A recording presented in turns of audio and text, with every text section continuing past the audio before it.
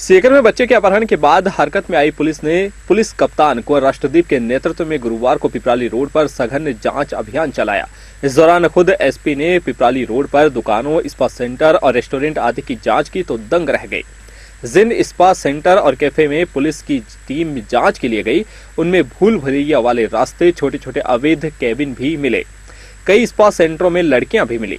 Spa सेंटरों में मध्यम रोशनी से दूसरी ही दुनिया का एहसास हो रहा था। उल्लेखनीय है कि पहले भी पुलिस जांच में पिपराली रोड पर अवैध हुक्का बार आदि मिल चुके हैं।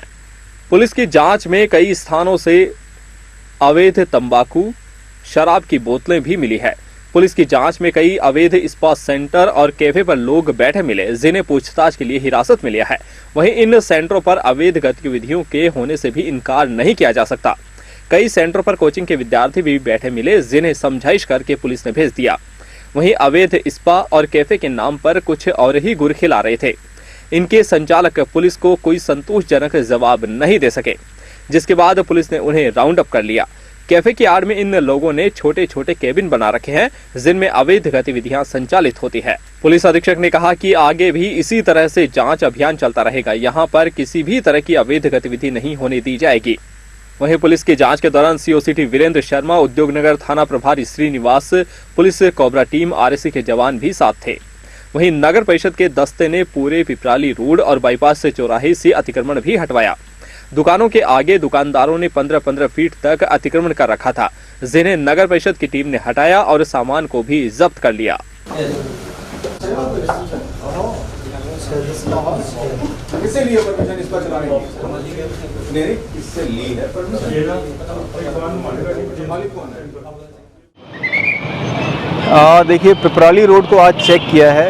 उसकी वजह यह है कि कुछ ऐसे इनपुट्स हैं जो पिछले 2-3 दिन में मेरे पास में आए हैं। कुछ ऐसी गतिविधियां जो कि सीधे क्राइम में काउंट नहीं होती हैं, पर निश्चित रूप से कहीं ना कहीं गलत चीज़ों को बढ़ाने का एक माध्यम बन सकती हैं। जैसे कि यहाँ पर स्पा की ऐसी दुकानें चल रही हैं जो कि बिना परमिशन के चलाई जा रही हैं। लड़के लड़कियों को कुछ ऐसे कमरे उपलब्ध कराए जा रहे हैं इलीगल तरीके से, जो निश्चित रूप से ऐसी गतिविधियों को अंजाम दे सकती है जो बाद में हमारे सामने किसी बड़ी घटना के रूप में आ सकता है। इस तरह कई ऐसी एक्टिविटीज़ हैं जिसके बारे में जानकारी मिली है। तो एक केवल जायज़ा लेने के लिए और मोटा मोटा चेकिंग करने के लिए कि आखिर यहाँ पर क्या क्या एक्टिविटीज़ हो रही हैं, एक सडन चेकिंग की गई है। उसमें अब देखते हैं जो हमारे पास में आज लिस्टिंग है, इसको इसके बाद में कंटिन्यू रखते हुए रैंडम चेकिंग की जाएगी हर दुकान की, ताकि जो भी इस तरह की एक्टिविटीज़ हैं उन्हें पूरी तरह से नियंत्रित किया जा सके। तो सर, ये अभी चेतावनी दी जा रही है, उसके बाद में सीज करने की भी कार्रवाई हो सकती है? हाँ, देखिए, ये एक चेतावनी भी है और इस बात के लिए मैसेज भी है लोगों को कि ऐसी कोई भी एक्टिविटी जो उन्हें लगता हो कि गैर कानूनी नहीं है, चेक कर लें, परमिशन प्राप्त कर लें। अगर वो ऐसी कोई एक्टिविटी कर रहे हैं तो पहले पता कर लें कि कहीं वो गलत काम तो नहीं कर रहे, उसके बाद ही करें, क्योंकि अब हम रैंडमली चेक करेंगे और कठोर कार्रवाइयाँ सुनिश्चित करेंगे। आज की कार्रवाई में कुछ सेशन लगे? देखिए, काफ़ी लोग हैं जिनको राउंड अप किया है, जो कि गलत एक्टिविटी करने वाली जगहों पर पाए गए हैं। इसके अलावा कहीं कहीं पर टोबैको बेचने की बातें भी हमारे सामने आई थी, जिसके लिए आज अनाउंसमेंट भी करवाया है इस पूरी रूट पर। शिक्षण संस्थानों के आसपास कोई भी तंबाकू का वितरण नहीं कर सकता है, क्योंकि ये पूरा एरिया ही शिक्षण संस्थानों का है। तो इस पूरे एरिया में कहीं पर भी तंबाकू का वितरण संभव नहीं है, कोई भी इसका बेचान नहीं कर सकता है। तो उसकी एक वार्निंग भी दी है, कुछ लोगों पर कार्रवाई भी की है। सर, ड्रग्स जैसी भी कोई?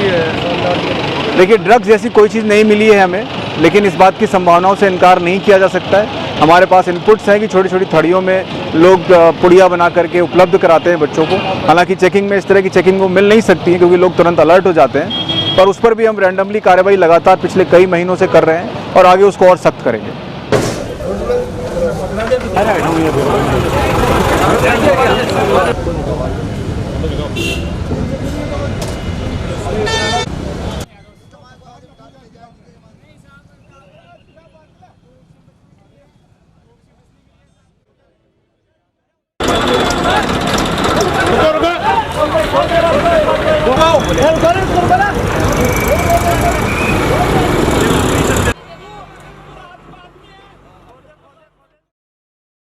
सीकर के कोचिंग संचालक के बेटे के किडनैप मामले में पुलिस को कई चौंकाने वाले तथ्य भी सामने मिले हैं। इनमें कई और लोगों के भी शामिल होने का अंदेशा है, जिसमें एक सिम उपलब्ध कराने वाला दूसरे एक अन्य से भी पुलिस से पूछताछ कर रही है।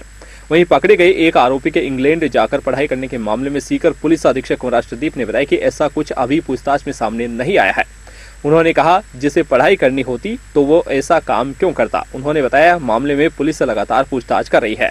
जो इंग्लैंड वाला मैटर जुड़ा था, देखिए, इंग्लैंड वाला मैटर तो नहीं है, वो ये है कि उस व्यक्ति का कहना है ऐसा कि मैं पैसे लेकर पढ़ने जाता। पर देखिए, एक बड़ी सामान्य सी समझ की बात है, क्राइम करने वाला व्यक्ति पढ़ने के बारे में कभी नहीं सोचता। जिसको पढ़ना होगा वो क्राइम नहीं करेगा।